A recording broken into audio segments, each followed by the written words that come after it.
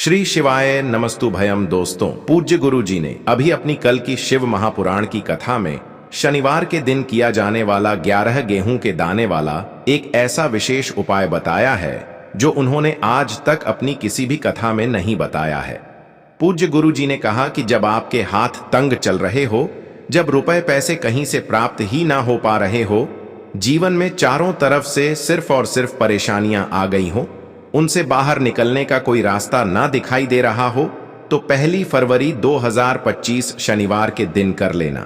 11 गेहूं के दाने वाला यह उपाय होगी। हर मनोकामना पूरी मिलेगी, सभी दोषों से मुक्ति, इतना धन आएगा कि संभाले नहीं संभले। माता लक्ष्मी जी और महादेव जी के आशीर्वाद से पूरे साल धन बरसता रहेगा। दोस्तों, जैसा कि आप सभी लोग जानते हैं कि 1 फरवरी 2025 यानी शनिवार को पड़ रही है माघ महीने की विनायक चतुर्थी तिथि। और दोस्तों, ये वह तिथि है जो माघ महीने में पड़ने वाली सबसे बड़ी और माघ महीने की पहली विनायक चतुर्थी तिथि है, क्योंकि यह शनिवार के दिन पड़ रही है और हमारे हिंदू धर्म में इसका बहुत ही बड़ा और विशेष महत्व होता है। पूज्य गुरु जी ने कहा है कि अगर कभी भी मौका लग जाए और माघ महीने की विनायक चतुर्थी तिथि शनिवार को पड़ जाए, तो आप लोगों को सिर्फ और सिर्फ 11 गेहूं के दाने वाला उपाय तो अवश्य ही करना चाहिए, क्योंकि इन दोनों तिथि का संयोग बहुत ही कम आता है। इसी के साथ दोस्तों, गुरु जी ने कहा है कि जब भी माघ महीने की द्वादशी पड़े, तो आप लोगों को सिर्फ और सिर्फ 11 गेहूं के दाने वाला उपाय तो अवश्य करना चाहिए।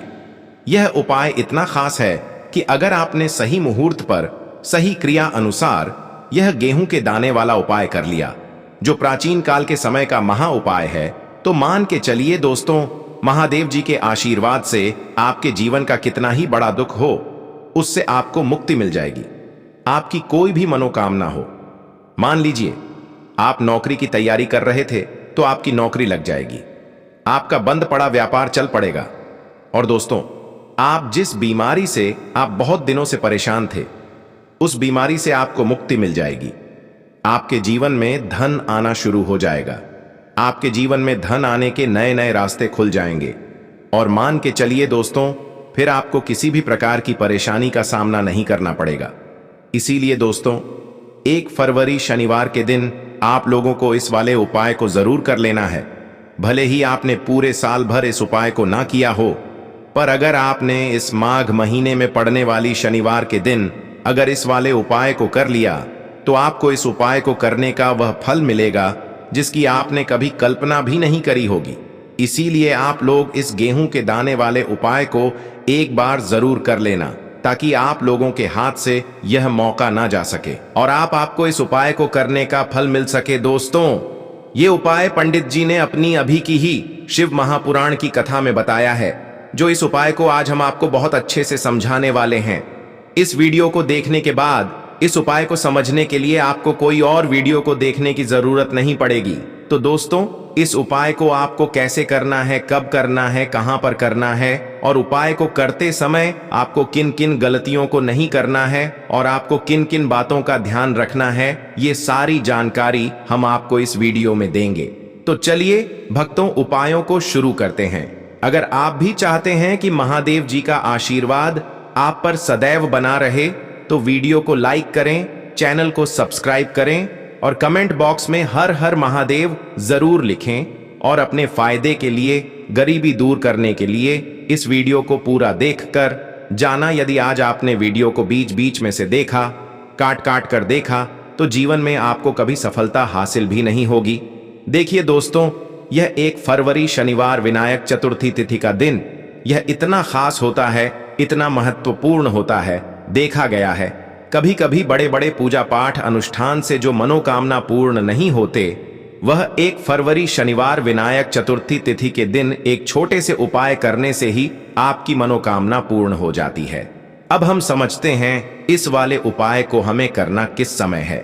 11 गेहूं के दाने वाले उपाय को हमें माघ महीने की द्वादशी के दिन करना किस समय है। तो देखिए, इस उपाय को करने का जो समय है वह सुबह का समय है और शाम का समय भी है। अब देखिए, यहां पर हम मुख्य रूप से सुबह का समय नहीं बोलेंगे, क्योंकि 1 फरवरी शनिवार विनायक चतुर्थी तिथि का दिन है और इस दिन प्रदोष काल के समय का बहुत महत्व होता है।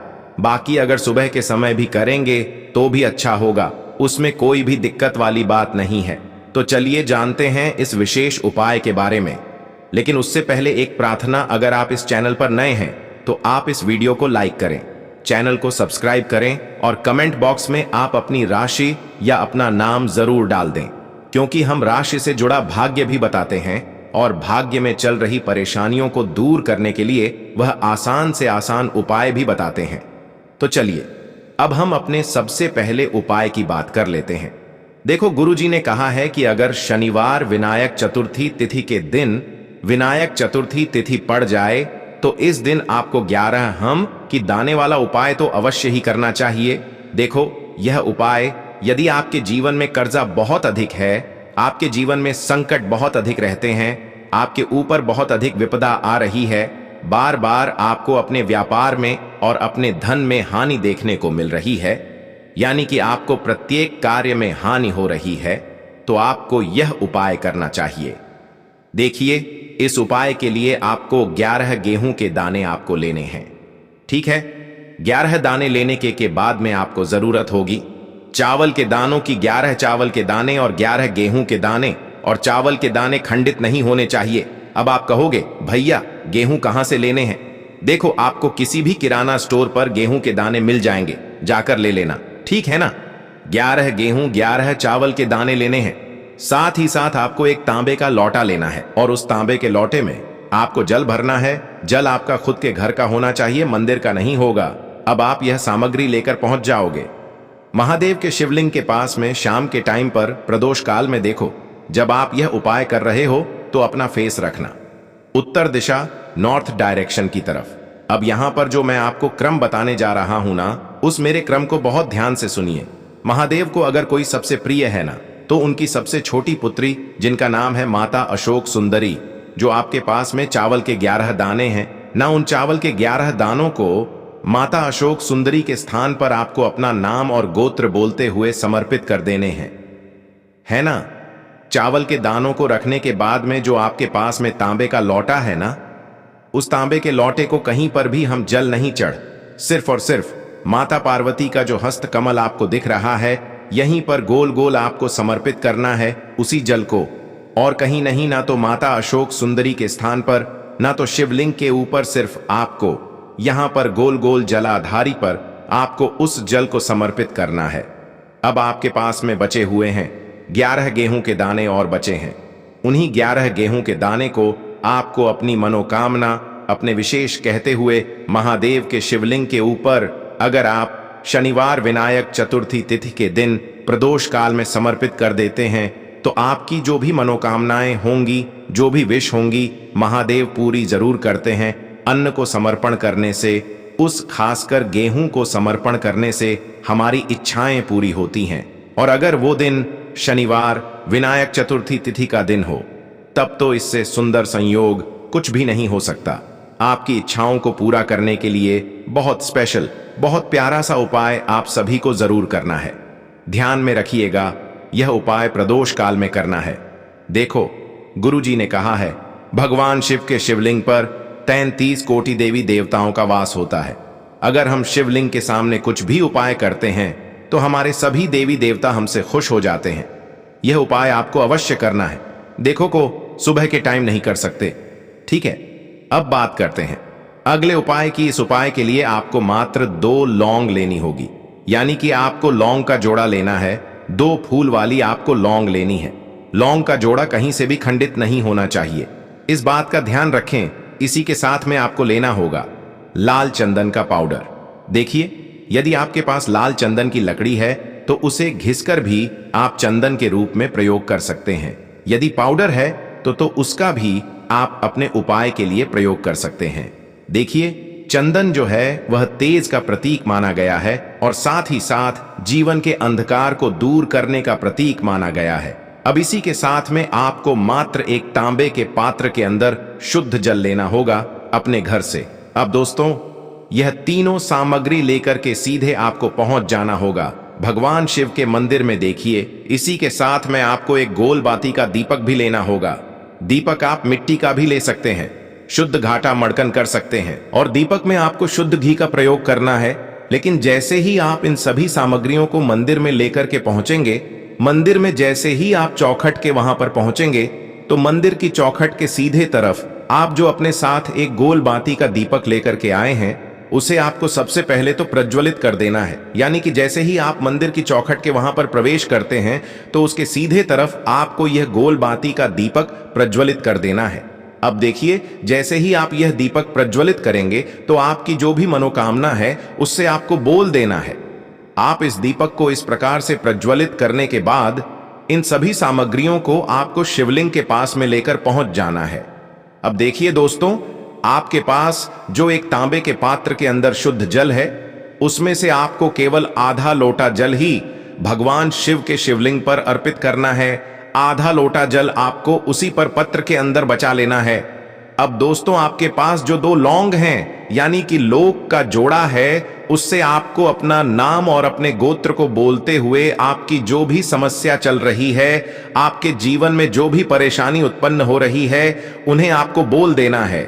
और यह जो लौंग का जोड़ा है, इसे आपको भगवान शिव के शिवलिंग पर अर्पित कर देना है। जैसे आप यह 2 लौंग शिवलिंग पर चढ़ाएंगे, तो अपना हाथ जो है वहां पर आपको रखना है और महादेव से आपको प्रार्थना करनी है कि मेरे जीवन की यह जो परेशानियां हैं, यह सभी दूर हो जाएं। यानी कि आपके जीवन में धन की संबंधित परेशानी चल रही है, कर्ज की समस्या चल रही है, बच्चों का पढ़ाई लिखाई में मन नहीं लग पा रहा है, घर के जो आर्थिक संकट है वह सभी दूर हो, व्यापार आपका ढंग से नहीं चल पा रहा है, घर में रोग की स्थिति बनी हुई है, यानी कि जिस भी प्रकार की आपकी समस्याएं हैं, उसे आपको महादेव से बोल देना है और महादेव से इन सभी समस्याओं को दूर करने के लिए आपको प्रार्थना कर लेनी है। अब देखिए दोस्तों, आपने जो 2 लौंग शिवलिंग पर समर्पित की थी, उसे आपको वहां से उठा लेना है और इन दोनों लौंग को आपको शिवलिंग से उठा करके सीधे उससे जल के पात्र के अंदर डाल देना है। यानी कि अपने आधा लोटा जल और बचाया हुआ था, उसी के अंदर आपको ये 2 लौंग डाल देनी है। और साथ में आप जो लाल चंदन लेकर के आए थे, उस लाल चंदन को भी आपको उसी पात्र के अंदर डाल देना है। यानी कि आधा लोटा जल और बचा हुआ है, तो उसी आधे लोटे जल के अंदर आपको यह लाल चंदन भी डाल देना है। अब देखिए, इस आधे लोटे जल में है जिसमें अपने 2 लौंग डाली है, लाल चंदन डाला है, उसे सीधे लेकर के आपको पहुंचना है बेलपत्र के वृक्ष के वहां पर। देखिए, बेलपत्र का वृक्ष यदि आपके घर पर है तो वहां पर आपको आ जाना है। आपके घर के आसपास कहीं भी है तो वहां पर आपको पहुंच जाना है। और उसके बाद आपका जो मुख है वह उत्तर दिशा की ओर होना चाहिए। और उसके बाद आपको अपना नाम और अपनी गोत्र को बोलना है और पुनः अपने जो भी परेशानियां शिवलिंग के पास में बोली थीं, उन्हें आपको वापस से बेलपत्र के वहां पर भी बोल देनी है। और यह जो आधा लोटा जल और है, इससे आपको पूरा बेलपत्र के वृक्ष की जड़ में श्री शिवाय नमस्तुभ्यम का जाप करते हुए समर्पित कर देना है। तो बस इतना उपाय आपको करना है। जो भी आपकी परेशानी है, समस्या है, उससे महादेव निश्चित ही दूर करेंगे। अब दोस्तों, हम जान लेते हैं तीसरे चमत्कारी और विशेष उपाय के बारे में। देखिए, यह उपाय बहुत ही चमत्कारी है, क्योंकि इस उपाय से आपके जिम्मे तेज की वृद्धि होगी, यानी कि जीवन से जितना भी अंधकार ही वह सभी दूर होगा। तो इस उपाय के लिए आपको मात्र एक गुड़ का टुकड़ा लेना है। गुड़ का टुकड़ा आपके जीवन में तेज की वृद्धि करता है और साथ ही साथ आपके जीवन से जो अंधकार है उसे दूर करता है। इसी के साथ मैं आपको एक चावल दाना यानी कि अक्षत का दाना लेना है। यह चावल का दाना आपके जीवन में सुख शांति को लेकर के आता है।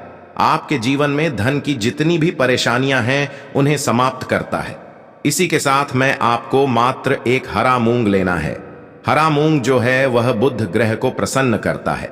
देखिए, हरे मूंग का उपाय करने से बुध ग्रह मजबूत होता है और बुध ग्रह के मजबूत होने से बुद्धि, ज्ञान और विवेक की प्राप्ति होती है। तो ये तीनों ही सामग्री आपको एक एक लेनी है, यानी कि एक गुड़ का टुकड़ा, एक चावल का दाना, एक हरा मूंग आपको लेना है। देखिए, हरा मूंग का दाना और चावल का जो दाना है वह आपको साबुत लेना है, खंडित नहीं होना चाहिए। और इसी के साथ में आपको मात्र एक तांबे के पात्र के अंदर अपने घर से शुद्ध जल लेना है। देखिए, अब इन सभी सामग्रियों को लेकर के सीधे आपको पहुंच जाना है। भगवान शिव के मंदिर में आप यह उपाय सुबह से लेकर के शाम तक किसी भी समय कर सकते हैं, लेकिन शनिवार विनायक चतुर्थी तिथि के दिन ही आपको इस उपाय को करना है।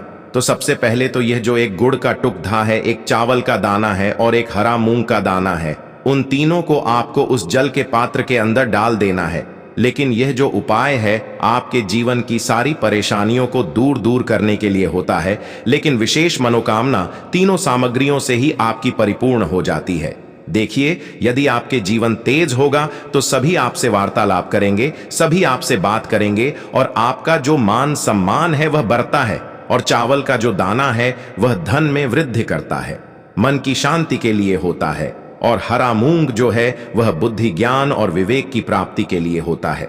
अब देखिए, यह जो एक पात्र है, इससे आपको भगवान शिव के शिवलिंग पर धीरे धीरे अर्पित कर देना है। श्री शिवाय नमस्तुभयम इस मंत्र का जाप करते हुए, और तुम रुकेश महादेव का मन में स्मरण करते हुए, लेकिन तुम रुकेश महादेव का स्मरण करने से यह जो उपाय है और अधिक प्रभावशाली हो जाता है। तो तुम रुकेश महादेव का स्मरण करते हुए यह उपाय करने से आपके जीवन में जो भी अशांति है वह सभी दूर हो जाएगी। तो इस प्रकार से आपको यह सुंदर सा उपाय कर लेना है। इसके बाद बात करते हैं तीसरे उपाय की। देखो, यह उपाय बहुत ही अचूक उपाय है जो आपको करना है। देखो, इस उपाय के लिए आपको 2 दीपक लेने हैं। देखो, दोनों दीपक आपको मिट्टी के दीपक लेने हैं। उसके बाद आपको दोनों दीपक को प्रज्वलित करने के लिए आपको लंबी बाती लेनी है, और यह दीपक घी और सरसों के तेल से दीपक प्रज्वलित करने हैं। यह सब लेने के बाद आपको लेना है एक कटोरी में कच्चा दूध थोड़ा सा लेना है। उसके बाद आपको लेना है एक लोटा जल। देखो, गुरुजी ने इस उपाय के लिए बताया है कि यह उपाय आपको प्रदोष काल में करना है। कहते हैं कि बेलपत्र के वृक्ष में प्रदोष काल के समय में महादेव वास करते हैं। उस समय हम कोई भी उपाय करते हैं तो उसका फल हमें अवश्य मिलता है। देखो, अब यह सब सामग्री लेकर आपको प्रदोष काल में चले जाना है। बेलपत्र के वृक्ष के वहां पर देखो, वहां पहुंच जाने के बाद आपको सबसे पहले बेलपत्र की जड़ में सबसे पहले वो दूध जो आप लाए हैं उसे समर्पित कर देना है। उसके बाद आपको जो एक लोटा जल जो आप लाए हैं वह आपको धीरे धीरे बेलपत्र की जड़ में समर्पित कर देना है। उसके बाद आप जो दीपक लाए हो, दोनों दीपक को आपको बेलपत्र की जड़, बेलपत्र की तरफ मुंह करके बाती का आपको एक दीपक घी का और एक दीपक तेल का प्रज्वलित कर देना है, और आपकी जो भी मनोकामनाएं हैं वह महादेव को बोलना है।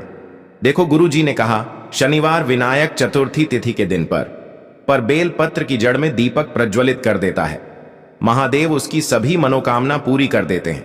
देखिए दोस्तों, आज के इस वीडियो में हमने आपको शनिवार विनायक चतुर्थी तिथि के दिन किए जाने वाले 3 बहुत ही सुंदर से उपाय बताए हैं। जो भी आपके लिए उचित है, सरल है, उसे आप कर सकते हैं।